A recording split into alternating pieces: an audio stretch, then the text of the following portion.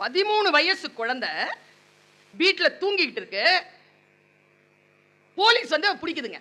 அவங்க அம்மா அப்பா இன்னசென்ட் அம்மா அப்பா, ஒரு கேரேஜ் வச்சிருக்கிற அப்பா, உழைப்பாளி, அன்பானவர், தன் மனைவியோடு ஒழுக்கமாக குடும்ப வாழ்க்கை வாழற ஒரு சாதாரண மனுஷன்.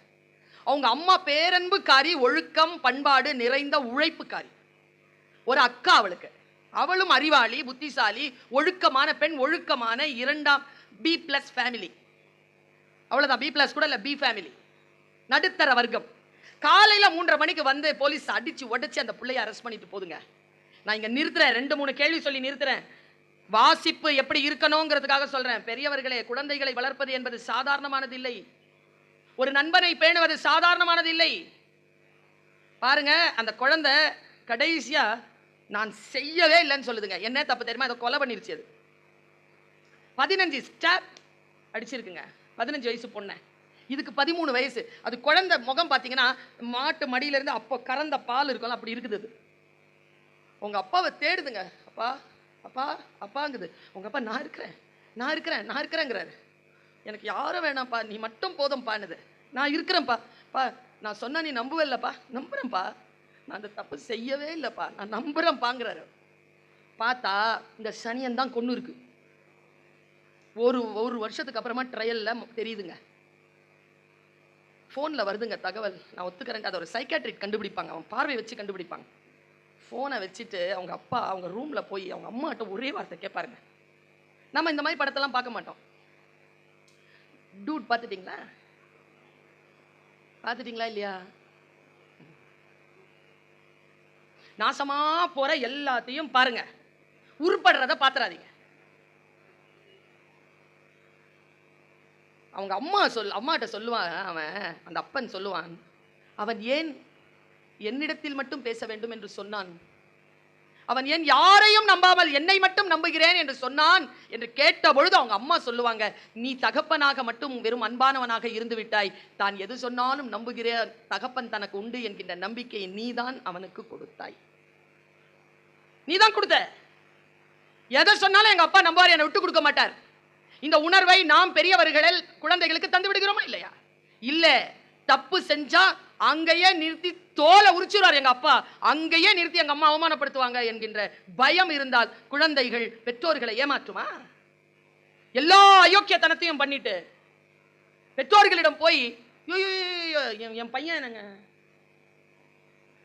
ஏதாவது தப்பு பண்ணிட்டு வந்து நின்னான்னு வச்சுக்கோங்க, இப்படி நிப்பானா? இந்த மூஞ்சி எப்படி இருக்கும் தெரியுமா?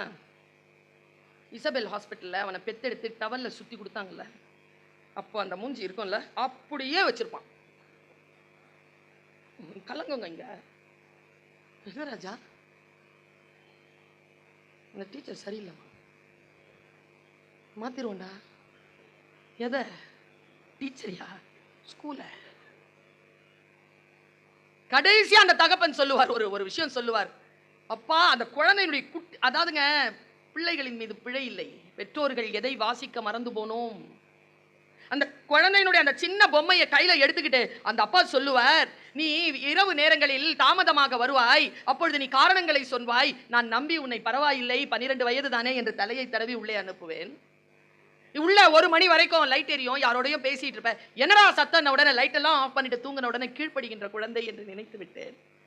எனக்கு பின்னால் குற்றவாளியாக நீ உன்னை உருவாக்கி கொண்டிருக்கிறாய் என்பது தெரியாமல் உன்னை வளர்க்க உன்னை வழிகாட்ட தவறிவிட்டேன். என் மகனே, இந்த அப்பனை மன்னித்து விடு, என்னை மன்னிப்பாயா என்று சொல்லி முடியும் அந்த படம். குழந்தைகளை வளர்ப்பது என்பது அவர்கள் மீது அன்பு செலுத்துவது அல்ல, அவர்களை கண்டிப்புடன் பண்பாட்டுடன் மரபு சார்ந்த விஷயங்களுடன் வளர்ப்பதுதான் ஒரு பெற்றோரின் கடமை என்பதனை அந்த படம் எனக்கு சொல்லுகின்ற பொழுது எனக்கு என் சிறகிலே ஒரு இறகு விழுகிறது. யோசித்து பார்த்தால் இந்த உலகம் அவ்வளவு ஒன்றும் சிறப்பானதாக இல்லைதான். என்ன செய்வேன் பாருங்க, ஒரு கல்லு இருக்குது. கல்லு நான் இந்த அடாலசன்ட் பத்தி சொல்றேன். ஒரு கல்லு இருந்ததுங்க, பெரிய கல்லு. உங்க எல்லார்கிட்டையும் இந்த வார்த்தையை சொல்லிட்டு போறேன், எப்படி நீங்க புரிஞ்சுக்கிறீங்கன்னு தெரியாது. ஒரு நோட்ஸ் ப்ரிப்பரேஷன்லாம் எதுவுமே இந்த எழுத்தெல்லாம் இல்ல, மனசால சொல்றேன். ஒரு விஷயம் கண்ணில் தெரியுதா, ஞானம் பெறுகிறதா, மற்ற விஷயங்களை கொஞ்சம் கேட்டு வாங்கிக்கோ, அப்புறமா வராது. எங்க அம்மா சொல்லுவாங்க, காட்டு வழி போறியா, காய் கனி பழம் இருக்கா, அறுத்துட்டு போயிட்டே அதே வழியில திரும்பி வர மாட்டேன். வாழ்க்கை அப்படிதான். பாருங்க, நான் ரொம்ப வித்தியாசமா இந்த விஷயத்தை நான் சொல்றேன். சமீபத்தில் நான் பெற்ற சில அறிவுகள் என் வாழ்க்கையினுடைய தரத்தை, என் வாழ்க்கையினுடைய நோக்கத்தை இந்த வயதில் மாற்றி இருக்கிறது. 20 வயதில் நான் சரி என்று சொன்னது என் வாசிப்பின் பலத்தினால் 35 வயதில் தவறு என்று நான் முடிவு செய்திருக்கிறேன். 35 வயதில் சரி என்று நான் பிடித்துக் கொண்டதை வாசிப்பு அறிவு மாற மாற 45 வயதில் அப்படி இல்லை, இது இப்படிதான் அப்படின்னு முடிவு பண்ணியிருக்கேன். இது இப்படித்தான், இது இப்படி இல்லை என்று முடிவு பண்ணுவதற்கு நமக்கு காலம் அவசியப்படுகிறது.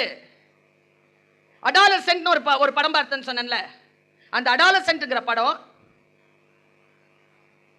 அந்த எபிசோட்ஸ் இங்கிலீஷ்ல இருக்கு அந்த படம். ஆனால் தமிழ்லையும் இப்போ டப் பண்ணியிருக்காங்க. பார்த்தேன் நேற்று, சும்மா அதை ஓப்பன் பண்ணி பார்த்தேன். தமிழில் இருக்கு, ஓடிடியில் இருக்கு, படிச்சிருங்க, பார்த்துருங்க. என் வீட்டில், கீழ் வீட்டில் ஒரு 4ஆம் கிளாஸ் படிக்கிற ஒரு வாண்டு குழந்தைகளை வளர்ப்பது எப்படின்னு ஒரு புக்கு படிச்சுட்டு இருந்தது. நிஜம், நான் படிக்கட்டு ஏறி போகிறேன், புக்கு பார்த்தா குழந்தைகளை வளர்ப்பது எப்படின்னு. நான் சொன்னேன், ஏய் என்ன புக் படிக்கிறேன் தெரில அப்படின்னு அதை காட்டி, குழந்தைகளை வளர்ப்பது எப்படி மீனாட்சி சுந்தரம்.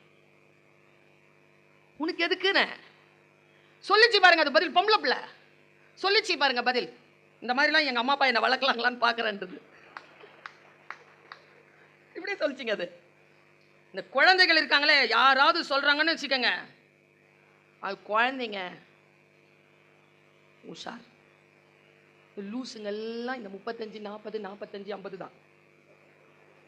அதுங்கெல்லாம் எவ்வளோ மேலே இருக்குதோ அவ்வளோ கீழே இருக்குது, வானத்தில் அவ்வளோ மறைஞ்சி இருக்குது.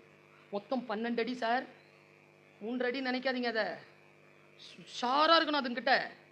இதுங்களை கண்காணிக்கலன்னு வச்சுக்கோங்க, இந்த நம்ம பரம்பரை இருக்குல்ல, என்னையும் சேர்த்து சொல்கிறேன், நாம தான் பெரியவங்க பேச்சை கேட்ட கடைசி பரம்பரை. இந்த சிண்டு வாண்டு முண்டு நண்டு பேச்சை கேட்க தொடங்கி இருக்கிற முதல் தலைமுறை. இதுங்க என்ன சொல்லுதோ பயந்து பயந்து கேட்குறோம் நாம. இரவு நான் சேலம் வந்திருந்தேன். நேற்று இரவு சேலத்தில் பணியை முடித்துவிட்டு நான் இங்கே வந்திருக்கிறேன். நேற்று இரவு ஓஷோவுனுடைய அப்படி ஒரு கிளிப்பிங்ஸ் பார்த்தேன். ஒரு சொல் தாங்க, நல்லா தெரிஞ்சுக்கோங்க. அது எப்போ இறகா மாறுதுங்க, அது எப்போ உங்களுக்கானதான் நீங்க எடுக்கிறீங்க. என்டர்டெயின்மெண்டா சிரிக்கிறதுக்கு இல்லைங்க வாழ்க்கை. நம்ம மரபே என்ன தெரியுமா?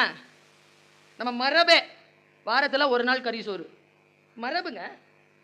ஞாயிற்றுக்கிழமைனா கறி சாப்பிடலாம் ஒரு நாள். வருஷத்துக்கு 2 பண்டிகை, 2 பண்டிகையும் காத்திருந்து காத்திருந்து வரும். உறவுகள் எல்லார் வீட்டுக்கும் போயிட்டு வந்துகிட்டு இருப்போம். இது நம்ம மரபு இல்லையா? மாறி போச்சே. இன்னைக்கு யாருமே யார் வீட்டுக்கும் போறது இல்லையே. முந்தானேத்துங்க சென்னைக்கு போறேங்க, ஃப்ளைட்ல ஏறி இறங்கும் போதுங்க மணி 3ங்க, 1:30 மணி மதுரையிலேருந்து ஃப்ளைட் சென்னைக்கு 3 மணிக்கு வந்து பசி. 12:30 மணிக்கு போர்டிங், 11 மணிக்கு கிளம்பணும். எங்க இருந்துங்க மதியானம் சாப்பாடு? அது ஏர் இந்தியாவில் ஒரு பன்னு கொடுத்தாங்க, அதை சாப்பிட முடியலைங்க. வச்சுட்டு தண்ணி மட்டும் குடிச்சிட்டு வண்டி எடுத்துட்டு 2 இட்லி சாப்பிட்டு போயிடலாம். ஏன்னா நேராக மீட்டிங்கு போகணும் 5 மணிக்கு. இட்லி சாப்பிட்டு போயிடலான்னு இட்லி சாப்பிட்றதுக்கு ஒரு கடையை நிறுத்துங்க. வண்டினா வண்டி நிறுத்துறதுக்கு இடம் இல்லை. வியாழக்கிழமை மத்தியானம் 3:40க்கு. சரி, இந்த கடையில் தான் நிறுத்துறதுக்கு வழி இல்லை, சரி அந்த கடையில் நிறுத்துங்கன்னா அந்த கடையில் தெரு வரைக்கும் அடைச்சிக்கிட்டு வெளியில் நின்றுட்டு இருக்கிறாங்க ஆர்டருக்கு, சாப்பாட்டுக்கு. சரி, நீங்கள் நம்புங்க, நான் சாப்பாடே இல்லாமல் மீட்டிங்கு போய் நின்னேன். ஏங்க அவசரத்துக்கு சாப்பிட்றதுக்கு தாங்க ஹோட்டல். அத்தனை பேருக்குமா வாழ்க்கையில் அவசரம்? அன்னைக்கு கடைக்கடையா திறந்து வச்சிருக்கிறீங்க, வீட்டில் ஒருத்தரும் சமைக்கிறது இல்லையா? எங்க போச்சுங்க நம்ம பண்பாடு? இப்ப சமீபத்தில் ஒன்று படிச்சிட்டு இருந்தேன், ரொம்ப யூஸ்ஃபுல்லான டிப்ஸ். எத்தனை பேருக்கு வேணும்? ரொம்ப யூஸ்ஃபுல். நான் சொல்லி முடிச்சிட்டேன்னா ஓகே, நேர் விருப்பம். ஒரு காட்டுல பெரிய வெள்ளம் வந்துருச்சாங்க. கவனமா, ஒரு காட்டுல பெரிய வெள்ளம் வந்துருச்சான். தவளை இருக்குல்ல, தவளை, அது மட்டும் ஜாலியா இருக்குது. ஏன்னா அதுக்கு நீந்தவும் தெரியும், நடக்கவும் தெரியும், பறக்கவும் தெரியும், துள்ளி போக தெரியும். அது 3 கெப்பாசிட்டிலையும் இருக்குது தவளை. ஒரு தேள் வந்து தண்ணியில் அடிச்சுக்கிட்டு வந்துட்டு தவளை பக்கத்தில் பொத்துன்னு விழுது.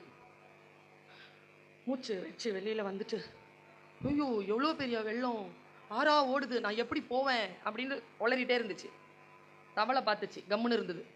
நல்லா தெரிஞ்சுக்கோங்க, நாம எல்லாருமே தவளை தான். பக்கத்து வந்து உளறிச்சா, கம்முன்னு இருந்த உடனே, ஏய் என்ன நான் இவ்வளோ கஷ்டப்பட்டு பேசிட்டு இருக்க, நீ எங்கேயோ பார்த்துட்டு இருக்கிற? பஞ்சதந்திர கதையில் வருது இது. குழந்தைகளுக்கு கதை சொல்ல மறந்து போனோம் பெருமக்களே. கதைகள் வெறும் கதைகளுக்காக சொல்லப்படுவதில்லை. அதில் வரக்கூடிய தவளையும் தேளும் வெறும் மிருகங்கள் இல்லை, நாம தான் அந்த தவளை. இந்த பக்கத்தில் உட்காந்துட்டு புலம்பிட்டு இருக்குதுல்ல, அது யார் தெரியுமா? நம்மளை பெத்தது, நாம பெத்தது, நமக்கு வந்து வாச்சது, வாச்சதுக்கெல்லாம் வாச்சது, வேலைக்கு சேரும்போது வந்து சேர்ந்தது, வந்து சேர்ந்ததுனால வந்து சேர்ந்தது. இது எல்லாம் தான் அந்த பக்கத்தில் உட்காந்துக்கிற தேடு. அது சொல்லுது, உனக்கு தான் நீந்த தெரியும்ல, என்னை கூட்டிகிட்டு போய் ஆற்ற கடந்து விடு. நம்ம என்ன லூஸா? ஏய் போவியா? நீ கொடுக்க வச்சிருக்க, போனா செத்துருவேன் நான் மாட்டேன். ஏய் நீ என்ன உண்மையாவே லூசு தான் நீ. நான் வந்து காப்பாற்ற சொல்கிறேன், நீ என்னை காப்பாற்றும் போது நான் உன்னை போய் கொல்வேனா? உன்னை கொன்னா நானும் தானே செத்து போவேன். நல்லா தெரிஞ்சுக்கங்க, தவளைகள் எப்பொழுதுமே யாரேனும் கன்வின்ஸ் செய்தால் கன்வின்ஸ் ஆகிவிடுகின்றன. கொட்ட மாட்டியா? கொட்ட மாட்டேன். சரி ஏறிக்கோ, பத்திரம். ஏறிக்குச்சு தேளு. நிறைய தவளைகள் முதுகுகளில் தேள்களை சுமந்தவர்களை இங்கே நான் பார்க்கிறேன். போச்சா நடு கடல்ல தழும்புது தண்ணி. தேளு கொடுக்க எடுத்துருச்சு. செத்தாலும் அடிச்சுட்டு தான் சாவு.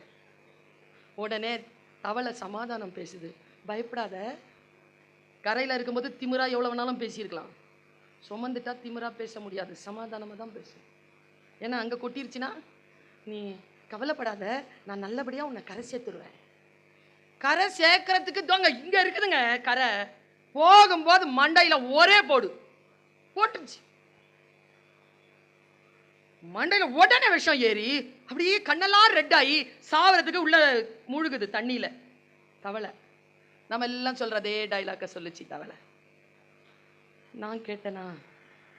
நீ தானே வந்த, ஹெல்ப் தானே பண்ண, உதவின்னு தானே கேட்ட, நான் சரின்னு தானே சொன்னேன். உன் வாழ்க்கையில் நான் என்ன தப்பு பண்ண, உனக்கு என்ன கேடு பண்ண, நான் என்னை இப்படி செஞ்சிட்டியே அப்படின்னு சொல்லிட்டே மூழ்கிற தவளை கட்ட தேளு ஒரு வார்த்தை சொல்லிச்சு.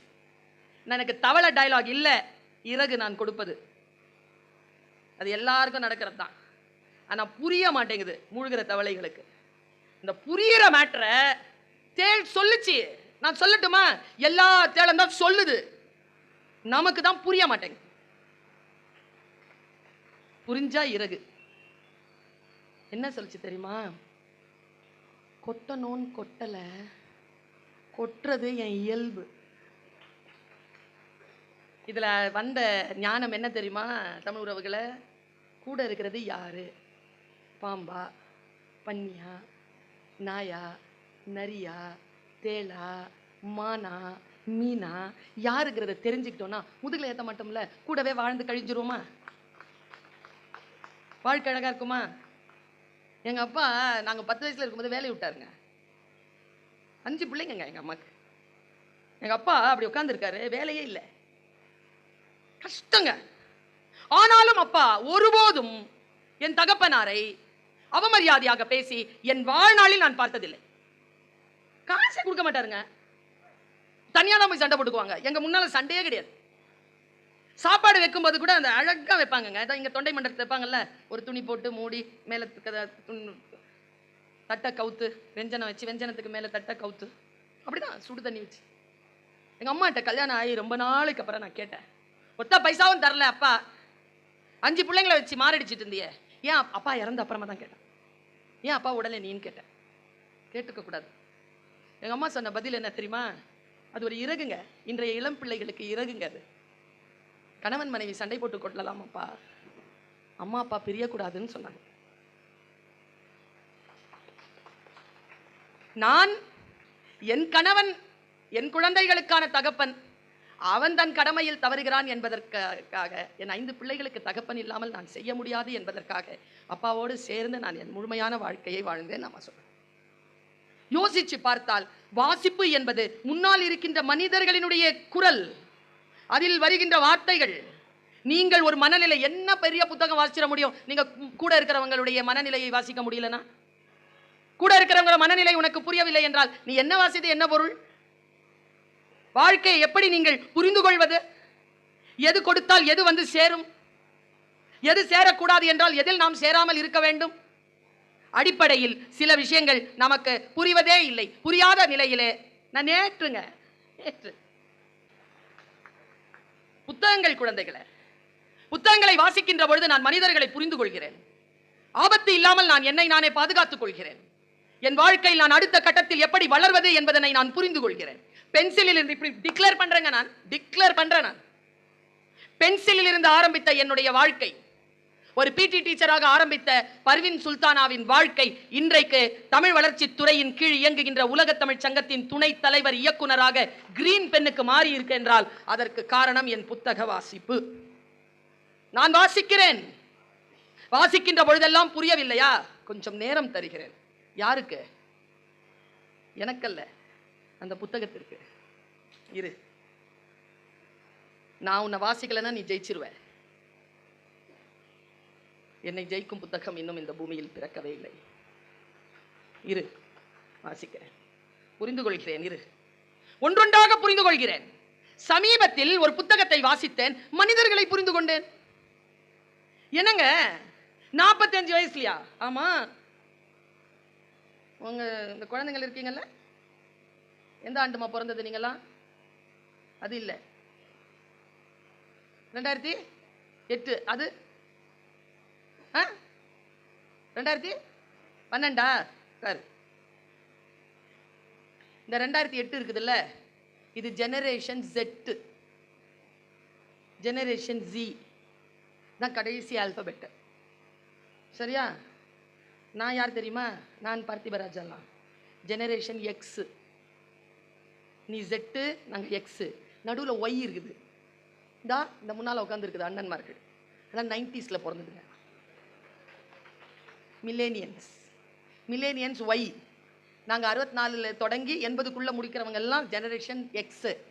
நீ 2008, 9 வரைக்கும் ஜெனரேஷன் Z.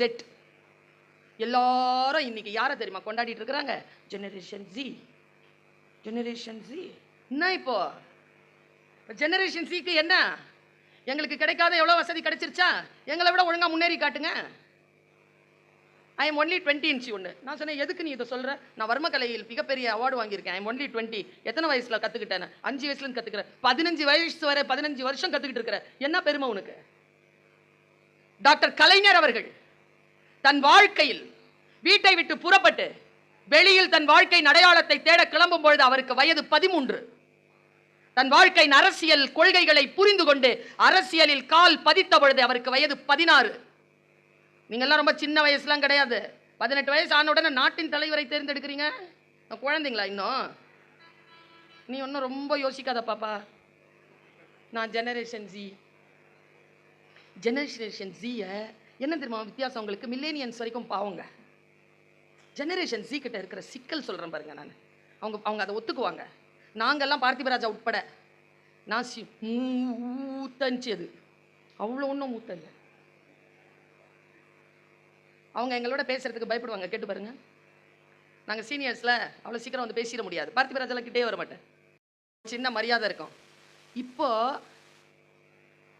ஃபைனல் இயர் கிட்ட போய் ஃபர்ஸ்ட் இயர் நிற்க மாட்டேங்குது. ஃபைனல் இயர் வந்து ஃபர்ஸ்ட் இயர் கிட்ட நிற்குது. என்னையும் சேர்த்துக்கோங்க. அது ஓ போ போ அப்படிங்குது. நீ அக்கா போ அப்படிங்குது. இப்படி சொல்றியா? ஜெனரேஷன் Z தூக்கி சாப்பிட்றதுக்கு வந்துருச்சு. 2010க்கு அப்புறமா பிறந்தது ஜெனரேஷன் ஆல்ஃபா. அவங்க சும்மா சின்னதாக உட்காந்துருக்குதுங்க. 10th 9th அப்படி உட்காந்துட்டு இருக்குதுங்க. வரும் இன்னும் 4 வருஷத்தில். நான் சொல்லுகிறேன், ஜெனரேஷன் Z குழந்தைகள் கிட்ட இருக்கிற வலைதள மோகம் ஜெனரேஷன் ஆல்ஃபா இடத்தில் இல்லை என்று ஆய்வு சொல்கிறது. Bright future. ஜெனரேஷன் ஆல்ஃபா வரும்போது பிரைட் ஃபியூச்சர். 25 வரைக்கும் ரொம்பலாம் யோசிக்காதீங்க. நீங்கள் தான்ட்டு 2025 ஜனவரியில் பிறந்துருச்சு. உங்களை ஜெயிக்கிறதுக்கு ஒன்று ஜெனரேஷன் பீட்டா. ஒரு ஜெனரேஷனை இன்னொரு ஜெனரேஷன் தூக்கி சாப்பிட்டுட்டே இருக்கு. ஆனால் ஒன்று சொல்லுகிறேன், நியாயங்கள் வேறுபடலாம், நீதி அறம் ஒருபோதும் வேறுபடாது. அது எந்த காலகட்டத்திற்கும் ஒன்றுதான். அதற்கு பெயர் அறம். அந்த அறம் தமிழ் மண்ணில் உண்டு. இப்ப சமீபத்தில் நான் ஒரு புத்தகத்தை வாசிக்கின்ற பொழுது ஒரு மனிதனுடைய இயல்பை எப்படி புரிந்து கொள்வது புரிஞ்சுக்கிட்டேங்க. அப்படியே சொல்லவா? நிறுத்தணுமா? பாங்குக்கு நிறுத்தணுமா? பேசலாமா? ஓ, மிகப்பெரிய பழைய பார்வோன் மன்னன் தான் சேர்த்து வைத்த நூல்களை அடுக்கி வைத்திருந்த அறைக்கு என்ன பெயர் வைத்தான் தெரியுமா? மன மருத்துவ நிலையம். புத்தகங்கள் அடுக்கி வைத்த அறைக்கு பார்வோன் மன்னன் வைத்த பெயர் மன மருத்துவ நிலையம். நான் சொல்லவா? நம் வீடுகளில் இருக்கும் அடுப்பங்கரைக்கு மருத்துவ நிலையம், மருந்தகம் என்று பெயர். அங்கதான் நமக்கான மருந்துகளே தயாரிக்கப்படுகின்றன. நம் வாழ்க்கையில் நோய் இல்லாமல் இருப்பதற்கு, நம் கல்லீரல் சிறப்பாக இருப்பதற்கு நமக்கான உணவு தயாரிக்கப்படுகின்ற இடம் நம் வீட்டு சமையலறை தான். அது நம் மருந்தகம் என்று யார் நினைக்கிறோமோ அவர்கள் வாழ்க்கையில் வெல்கிறோம். வாரத்திற்கு ஒரு நாள் சாப்பிடுங்க, தப்பில்லை. ஒவ்வொரு நாளுமா சாப்பிடுவீங்க? 3 வேளை சாப்பிடுறீங்க. ஏங்க ராத்திரி 1 மணிக்கு அங்க பிரியாணி சாப்பிடுவாங்க யாராவது? சொன்னா கோச்சிக்காதீங்க, திருப்பத்தூர்ல சொல்றேன்ட்டு. இந்த ஊர்ல தான் ஜாஸ்தி அதெல்லாம்.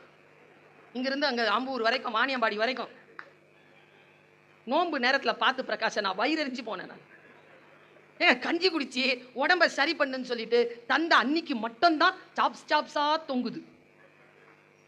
ஒரு கடைக்கும் இன்னொரு கடைக்கும் நடுவில் ஒரு செங்கல் கேப் இல்லை. 60 கடைகளையும் தீனி. எங்கே இருக்கிறது வாழ்க்கை? நான் அதனால தான் சொன்னேன் 94ல இப்படி இருப்போமான்ட்டு. முதல்ல 94 வரைக்கும் இருப்போமான்னு கேட்டதுக்கு தான் கேள்விக்கு காரணம் தான். ஒன்றும் இல்லை, நீங்கள் 3 மணி நேரம் உட்காருங்களேன் பார்ப்போம். பேசவே வேணாம். டாய்லெட் போகாமல், பாத்ரூம் போகாமல், 94 வயசில் எந்த பைப்பு கிப்பு எதுவும் வச்சுக்காம 94 வயசில் இப்படி 3 மணி நேரம் உட்காந்துருங்க பார்ப்போம். உட்காருங்க. Is a syllabus. உடல் ஆரோக்கியம். நீங்கள் நீண்ட காலம் வாழணும் ஐயா, நோய் நொடி இல்லாமல் வாழணும். நாங்கள் வாழ்த்துறோம். எங்களுக்கு